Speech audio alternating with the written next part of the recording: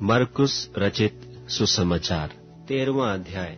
जब वह मंदिर से निकल रहा था तो उसके चेलों में से एक ने उससे कहा, हे गुरु, देख कैसे कैसे पत्थर और कैसे कैसे भवन हैं।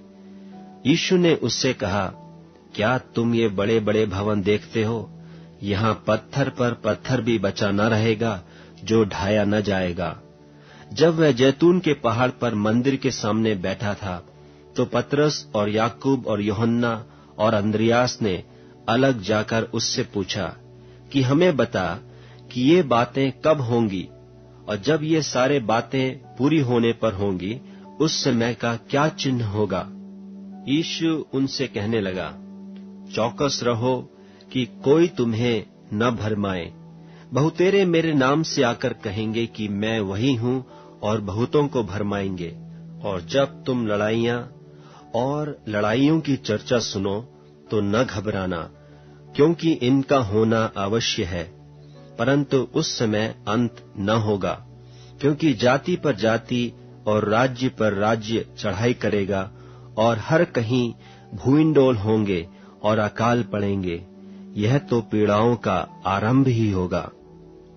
परंतु तुम अपने विषय में चौकस रहो, क्योंकि लोग तुम्हें महासभाओं में सौंपेंगे और तुम पंचायतों में पीटे जाओगे और मेरे कारण हाकिमों और राजाओं के आगे खड़े किए जाओगे ताकि उनके लिए गवाही हो।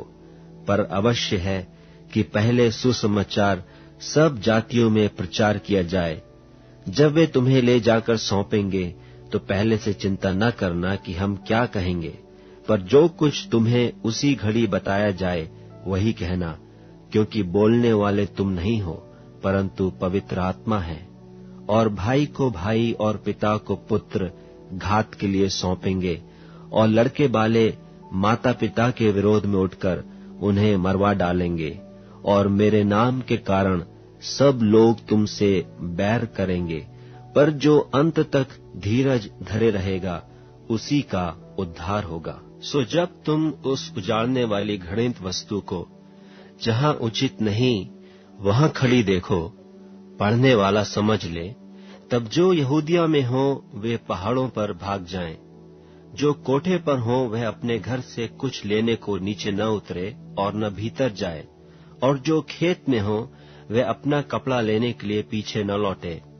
उन दिनों में जो गर्भवती और दूध पिलाती होंगी उनके लिए हाय हाय।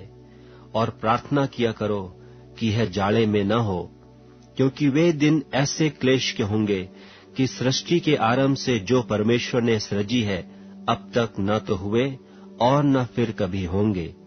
और यदि प्रभु इन दिनों को न घटाता तो कोई प्राणी भी न बचता, परंतु उन चुने हुओं के कारण जिनको उसने चुना है उन दिनों को घटाया। उस समय यदि कोई तुमसे कहे, देखो मसीह यहाँ है, या देखो वहाँ है, तो प्रतीति न करना, क्योंकि झूठे मसीह और झूठे भविष्यद्वक्ता उठ खड़े होंगे और चिन्ह और अद्भुत काम दिखाएंगे कि यदि हो सके तो चुने हुओं को भी भरमा दें। पर तुम चौकस रहो।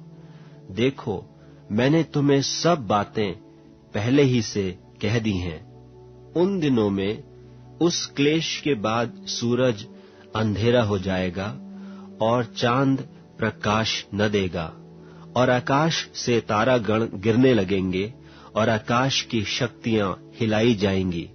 तब लोग मनुष्य के पुत्र को बड़ी सामर्थ और महिमा के साथ बादलों में आते देखेंगे। उस समय वह अपने दूतों को भेजकर पृथ्वी के इस छोर से आकाश की उस छोर तक चारों दिशा से अपने चुने हुए लोगों को इकट्ठे करेगा। अंजीर के पेड़ से यह दृष्टांत सीखो। जब उसकी डाली कोमल हो जाती और पत्ते निकलने लगते हैं तो तुम जान लेते हो कि ग्रीष्म काल निकट है। इसी रीति से जब तुम इन बातों को होते देखो तो जान लो कि वह निकट है, वरन द्वार ही पर है। मैं तुमसे सच कहता हूं कि जब तक ये सब बातें न हो लेंगी तब तक यह लोग जाते न रहेंगे।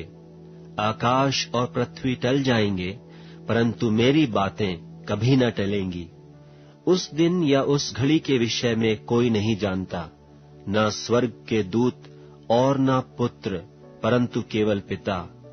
देखो, जागते और प्रार्थना करते रहो, क्योंकि तुम नहीं जानते कि वह समय कब आएगा। यह उस मनुष्य की सी दशा है जो परदेश जाते समय अपना घर छोड़ जाए और अपने दासों को अधिकार दे और हर एक को उसका काम जता दे और द्वारपाल को जागते रहने की आज्ञा दे। इसलिए जागते रहो, क्योंकि तुम नहीं जानते कि घर का स्वामी कब आएगा, सांझ को या आधी रात को या मुर्ग के बांग देने के समय या भोर को। ऐसा न हो कि वह अचानक आकर तुम्हें सोते पाए। और जो मैं तुमसे कहता हूँ वही सबसे कहता हूँ, जागते रहो।